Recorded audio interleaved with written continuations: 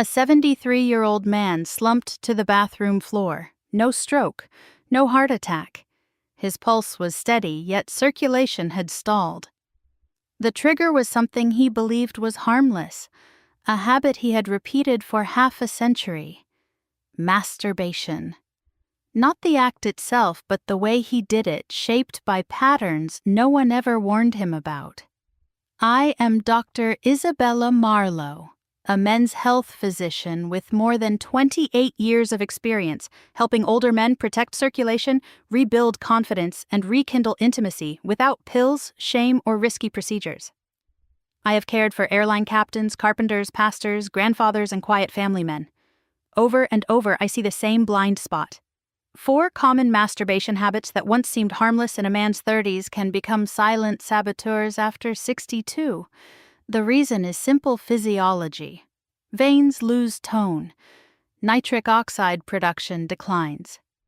What felt normal decades ago may now be quietly straining vessels and blunting arousal every time you think you are just relieving stress.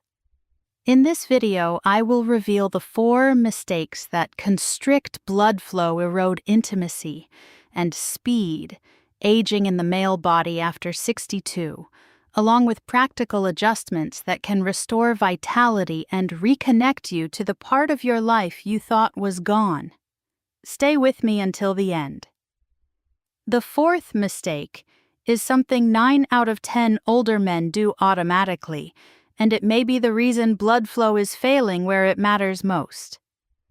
Before we go further, tap subscribe and turn on the bell so you never miss a tip that safeguards your circulation, your confidence, and your intimacy after 62. If this speaks to you, type 1 in the comments so I know you are here. If not, type 0. Your feedback helps me serve you better. Let's begin with the most common error, the one that looks harmless, yet quietly loads dangerous pressure onto your blood vessels every single time. Mistake 1: hurrying the act and triggering vascular stress.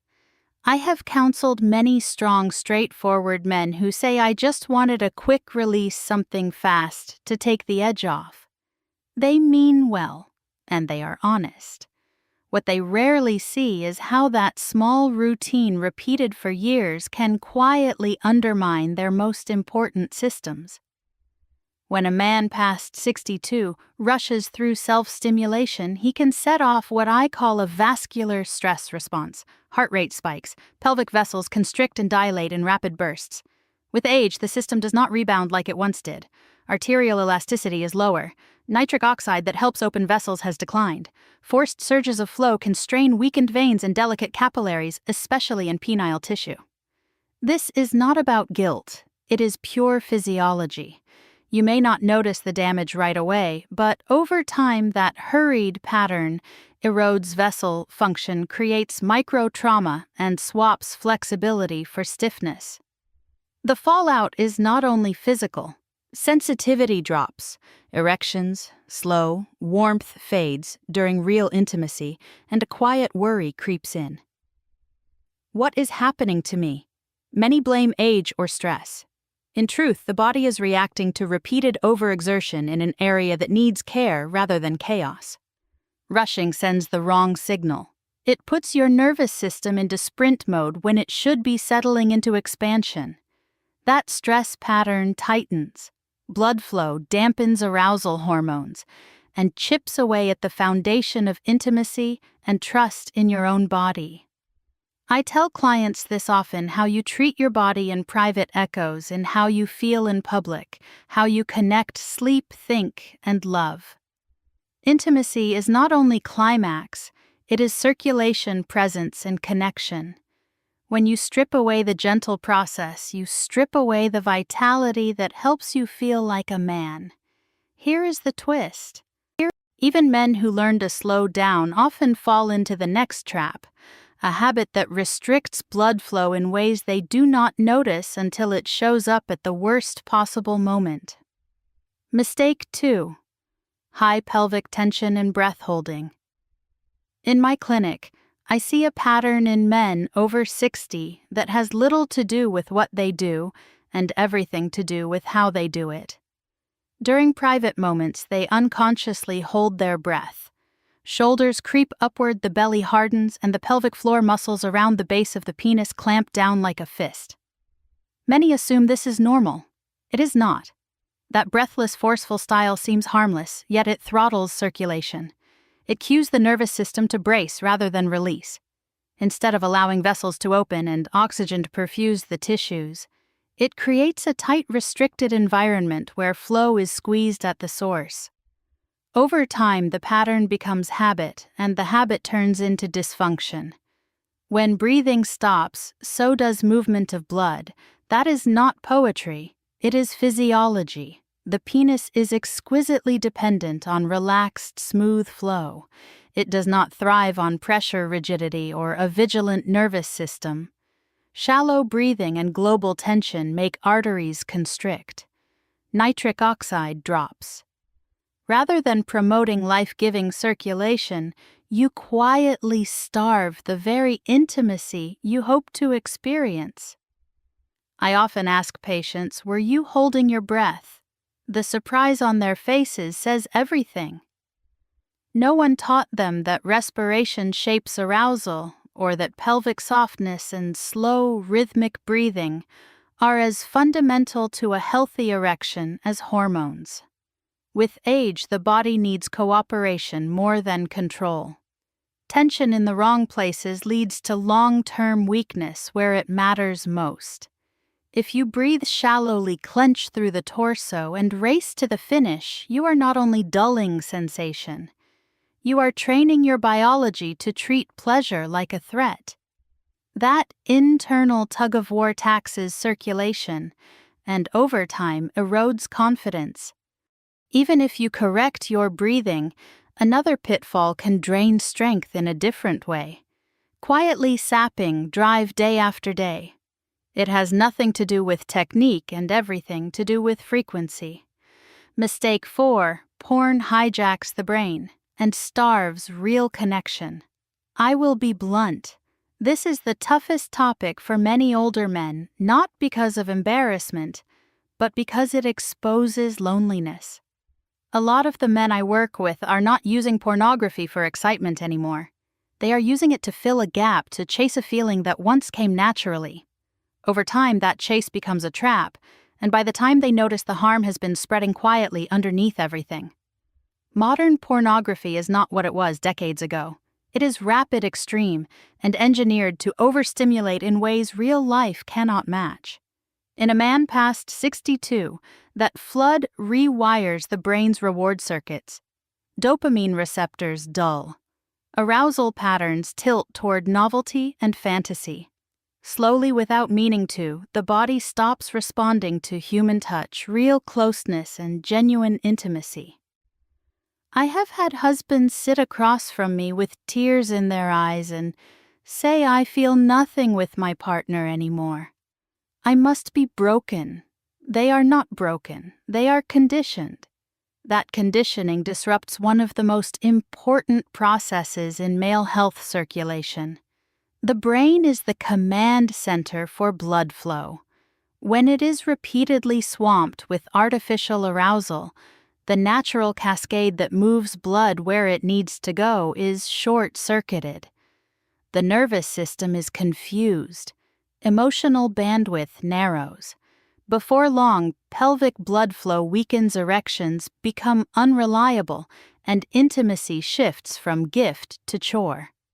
The more porn becomes the default, the more the body forgets how to respond to the human experience of closeness. After 62, when every vascular signal matters, this drift can be devastating, not only to physical function but to a man's sense of self. This is not a lecture about guilt. It is a call to awareness. Your brain and body want to feel again. To get there, you must take back control, reset patterns, and return to stimulation that restores rather than robs your circulation confidence and connection. That begins with one choice: change now. I have watched good men wait a little too long. They sensed something was off. Energy slipped. connection faded, desire thinned. They told themselves they would fix it later. Later never arrived. Let me be clear. If you are over 62 and any of this sounds familiar, act today. Not tomorrow, not next week, now.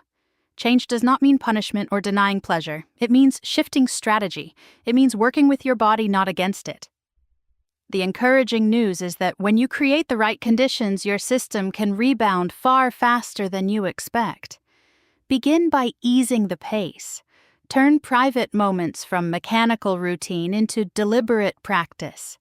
Breathe deeply, soften your muscles, and engage every sense. If you rely on intense visuals, choose something gentler, use memory, or reconnect with pure touch.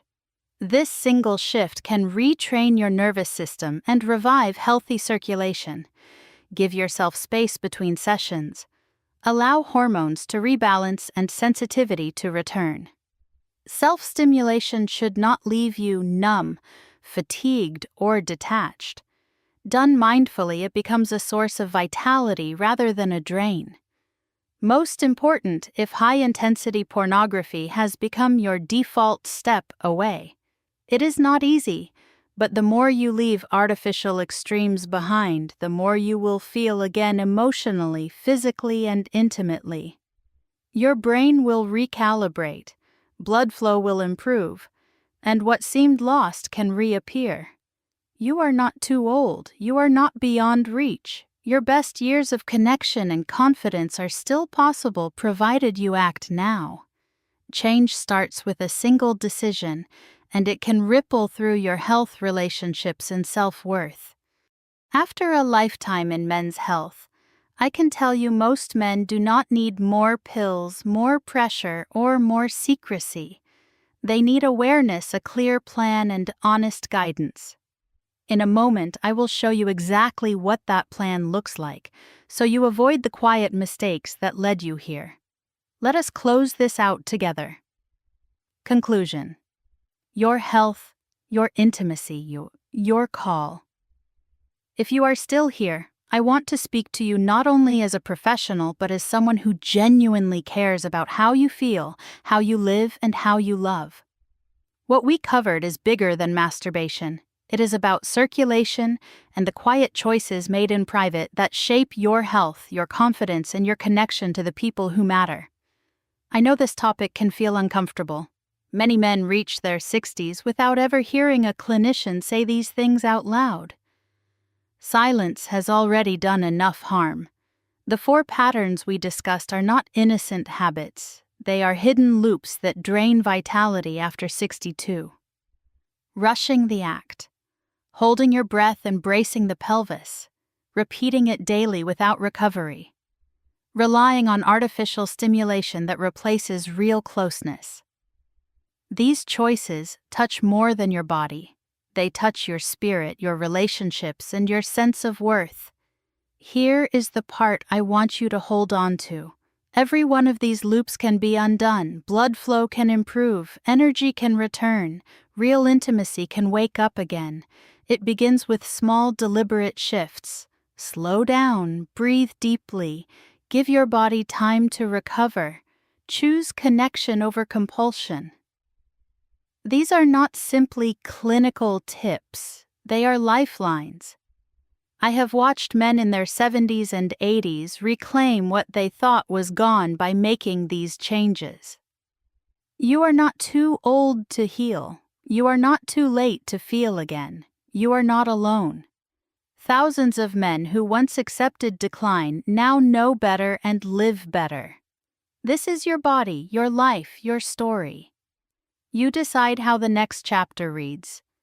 Will it repeat the past or begin something stronger and truer? The choice is yours.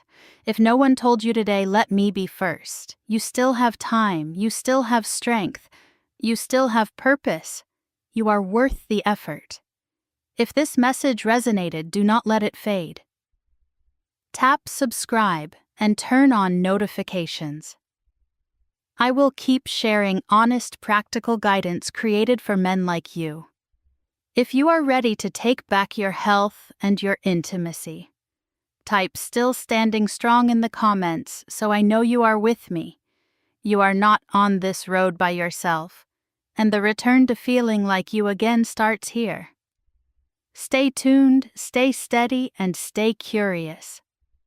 The next video may be the one that changes everything.